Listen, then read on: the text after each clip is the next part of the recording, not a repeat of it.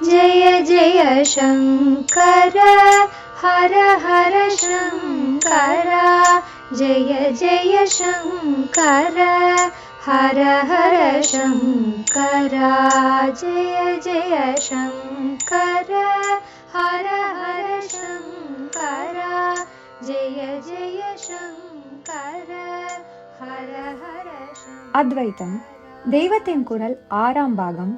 அத்வைத சாதனை ஸ்ரத்தை. சமாதி ஷட்க சம்பத்தில் அடுத்தது ஸ்ரத்தை. சம்ஸ்கிருதத்தில் ஸ்ரத்தா. திதிக்ஷா மாதிரியே ஆகாரத்தில் முடியும் ஸ்ரத்தாவும் பெண்பால்தான். நம்பிக்கையிலே, நேர் ப்ரூஃபில் இல்லை. ஒரு நம்பிக்கையின் மீது சாஸ்திரம் சொன்னால் சரியாய்த்தான் இருக்கும், சிஸ்டர்கள் சொன்னால் சரியாய்த்தான் இருக்கும் என்ற நம்பிக்கையின் மேல் ஒரு விஷயத்தில் மனப்பூர்வமாக ஈடுபட்டிருப்பதே ஸ்ரத்தை. புருஷர்கள் மாதிரி ஸ்திரீகளும் ரொம்ப படிப்பு ஆராய்ச்சி என்று போகாத வரையில் அவர்களே ஸ்ரத்தையில் உசந்து நிற்கிறார்கள். ஓரளவுக்கு அப்படி போன பின் இப்போதும் கூட ஸ்ரத்தையில் ஸ்திரீகள் புருஷர்களை விட ஒரு படி மேலே இருப்பதாகவே நினைக்கிறேன். போக போக எப்படி இருக்குமோ. ஸ்ரத்தையினால்தான் ஆஸ்திக்யமே என்று முன்னேயே சொன்னேன். ஆண்களில் எவ்வளவு பேர் நாஸ்திகராக போயிருக்கிறார்களோ அதில் 1/4 பங்கு கூட பெண்கள் இருக்க மாட்டார்கள். நாஸ்திக கட்சி தலைவர்களின் பொண்டாட்டிகள் கூட கோவில், குளம், விரதம், பூஜை முதலானதை விட்டுவிடவில்லை என்று பார்க்கிறோம். அதனால் ஸ்ரத்தையை பெண்பாலாக வைத்தது நியாயமாகவே தெரிகிறது. ஆரம்பத்திலேயே ஸ்ரத்தை பற்றி சொன்னேன். சொல்லும் போதே இந்த டாபிக் மறுபடி சாதனா அந்தத்திலும் சாதனை முடிவிலும் வரும், அப்போது இன்னும் சிலது சொல்கிறேன் என்றும் சொன்னேன். அந்த 2வது கட்ட ஹையர் கிரேட் ஸ்ரத்தைக்குத்தான் இப்போது வந்திருக்கிறோம். இப்போது ஒருவன் ஞான பக்குவம் பெறுவதற்காக அநேகம் பண்ணியாயிற்று. எது நித்தியம் எது அனித்தியம் என்று விசாரித்து தெரிந்து கொள்வது, அனித்தியத்தில் வைராக்கியம் சம்பாதித்துக் கொள்வது, சிந்தனை மயமாயுள்ள மனசை அடக்கி கட்டுப்படுத்தி வெறுமையாக்கிக் கொள்வது, பொறுமையாக்கிக் கொள்வது ஆகியவற்றில் அவன் முன்னேறியாயிற்று. இப்போது எதற்கு ஸ்ரத்தையை கொண்டு வந்து விட்டிருக்கிறது? அது ஆரம்பஸ்தானத்தில் ஃபவுண்டேஷன் போடும் போதே இருக்க வேண்டியதல்லவா? ஆரம்பத்தில் ஆத்ம சம்பந்தமாக ஒரு அபியாசமும் இல்லாத போது இந்த மார்க்கத்தில் அநேக விஷயங்கள் பகுத்தறிவு என்பதால் நேர் ப்ரூஃபால் சரிபார்த்து எடுத்துக்கொள்ள முடியாது. சாஸ்திர சம்பிரதாயங்களின் பேரிலும் குருவின் வார்த்தையின் பேரிலுமே அநேகத்தை நம்பி எடுத்துக்கொள்ள வேண்டும் என்று சொல்லி ஸ்ரத்தையை விதிப்பதற்கு அர்த்தம் உண்டு.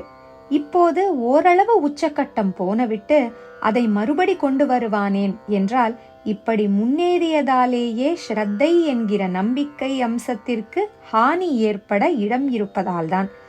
ஆரம்பத்தில் விவேகம், வைராகியம், இந்திரிய நிகிரகம் எல்லாம் நமக்கும் கிடைக்குமா என்கிற ஸ்திதியில் ஒருவன் சைஃபராக இருந்ததாலேயே அல்பமான நம் புத்திக்கு புரிப்படாமல் அநேகம் அத்தியாத்ம சாஸ்திரத்தில் சாதனையில் இருக்கத்தான் செய்யும். நம்மையும் கடைத்தேற்ற சாஸ்திரமும் பெரியவர்களும் என்ன சொல்கிறார்களோ அதை நம்பித்தான் எடுத்துக்கொள்வோமே என்ற வினயமான மனப்பான்மை இருக்கும். அதனால் ஸ்ரத்தையோடு இருப்பான். ஆனால் சாதனையில் முன்னேறிய பிறகு இப்போது நமக்கு புத்தி மனக்குழப்பம் போய் தெளிந்து விட்டது. அதனால் இனிமேல் சாட்சாத்கார விஷயமாக நடக்க வேண்டியதெல்லாம் நமக்கே நன்றாக புரிந்துவிடும் என்ற தப்பான அகங்காரம் என்றே தெரியாத ஒரு தினுசு அகங்காரமான அபிப்பிராயம் ஏற்பட இடம் உண்டாகும். ஆனால் வாஸ்தவத்தில் சாட்சாத்காரம் கிடைக்கும் அந்த முடிவான நிலை வரையிலும் கூட அநேக விஷயங்கள் எந்த பெரிய புத்திக்கும் புரிபடாத விதத்தில் நடந்து கொண்டுதான் போகும். சாட்சாத்காரமே பெற்று ஞானியானவனாலும் கூட அந்த விஷயங்களை புத்தி மட்டத்தில் தெளிவு பண்ண முடியாமலே இருக்கும். அதுவரை அனுசரித்த வழிகளையே கேள்வி கேட்காமல் தொடர்ந்து கொண்டு போகும்போது என்னென்னமோ சிலது நடந்துதான் சாட்சாத்காரம் சூரியோதயம் மாதிரி பளிச்சென்று பீறிக்கொண்டு வரும். அந்த விஷயங்கள் பராசக்தி ஒருத்திக்கே தெரிந்த ரகசியம். அந்த சிலது நடக்கிற போது புத்தியால் விசாரிக்காமல் எளிமையாக அடங்கி அப்படியே ஏற்றுக்கொண்டு கிடக்கணும். அது நடத்துவிக்கிறபடி நடக்கணும். இவ்வளவு தூரம் சாதனையில் வந்தோம். வருவதற்கு அனுகிரகித்த கிருபாசக்தி இன்னும் மேலே ஏற்றிவிடாமல் போகாது. ஃபைனல் டெஸ்டாக அதாவது இறுதிச் சோதனையாகத்தான் நாம் புத்தியால் புரிந்து கொள்வதற்கில்லாமல் இப்போது ஒரு விதமாக நடத்துகிறது. நாம் புத்தியை கொண்டு வராமல் நம்பிக்கையோடு ஸ்ரத்தையோடு நடப்பதை ஏற்றுக்கொண்டு பாஸ் பண்ணி விடணும் என்று இருந்தாலே முடிவான விமோச்சனம் ஏற்படும். விமோச்சனம் பெற்ற பிறகும் கூட அந்த விஷயங்கள் புத்தி விசாரணைக்கு எட்டாததாகவே இருக்கும். எவரை விட ஒரு மகாச்சாரியார் இல்லையோ, இருக்க முடியாதோ, அப்படிப்பட்ட நம்முடைய ஆச்சாரியாள் சங்கர பகவத் பாதாள் கூட அந்த ரகசியத்தை புத்தியின் பாஷையில் சொல்வதற்கு முன்வரவில்லை. நானும் சொல்வதற்கில்லை, நம்பிக்கையின் பேரிலேயே தொடர்ந்து கொண்டு போ என்றுதான் இங்கே சாதனையில் அட்வான்ஸ் ஆன பிறகு ஸ்ரத்தை என்பதை வைத்துவிட்டார். எல்லா ரகசியத்தையும் அவர் சொல்லியிருந்தாரானால் அப்புறம் ராமானுஜாச்சாரியார் விசிஷ்டாத்வைத்தம் என்று ஒன்று ஸ்தாபிக்க அவசியமே இருந்திருக்காது. அத்வைத சித்தாந்தத்தில் ராமானுஜர் ஏதோ ஒரு இடத்தில் புத்தியாலே கேள்வி கேட்டு பதில் கிடைக்காததால்தான் வேறே எந்த தினசாக நினைத்தால்தான் அவருக்கு பதில் கிடைத்ததாக தோன்றிற்றோ அதை விசிஷ்டாத்வைத்தம் என்று வைத்தார். சரி, அதாவது எல்லா ரகசியத்தையும் எல்லாருக்கும் அவிழ்த்து விட்டதா? இல்லை. அதனால்தான் மத்வாச்சாரியார் துவைத்த சித்தாந்தத்தை ஏற்படுத்தும்படி ஆயிற்று. அதுவும் புத்தியின் எல்லா கேள்விக்கும் பதில் சொல்லிவிடவில்லை. அதனால்தான் இன்னமும் நிறைய அத்வைத்திகள், விசிஷ்டாத்வைத்திகள் எல்லாரும் இருந்து கொண்டிருக்கிறோம். எல்லாருமாக ஒரே வாக்குவாதமாக பண்ணி கொண்டிருக்கிறோம்.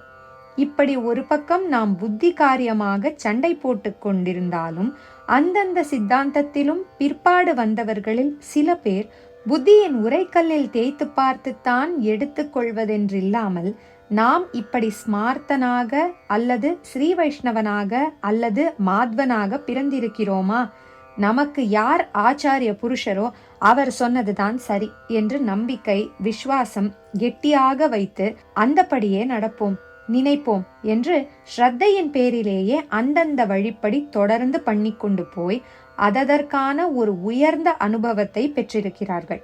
இப்படி மற்ற சம்பிரதாயஸ்தர்கள் அடையும் அனுபவம் என்ன இருந்தாலும் ஜீவ பிரம்ம ஐக்கியானுபவத்திற்கு குறைந்ததுதான் என்று ஒரு ஸ்மார்த்தன் அத்வைத சம்பிரதாயத்தை சேர்ந்தவன் சொன்னால் சொல்லிவிட்டு போகட்டும்.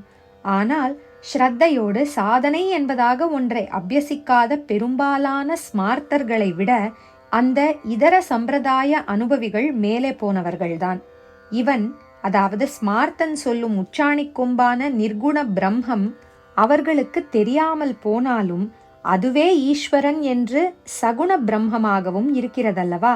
அந்த இதர சித்தாந்தங்களைச் சேர்ந்த அனுபவிகளுக்கு இந்த சகுண பிரம்மத்துடன் ஏதோ ஒரு தொடர்பு உண்டாகி ஈஸ்வரானுபவம் ஏற்பட்டே இருக்கிறது. அதனால் அவர்களுக்கே ஒரு தெய்வீக சக்தி, அனுக்கிரக சக்தி, அருள் நெஞ்சு ஆகியன இருந்திருக்கின்றன.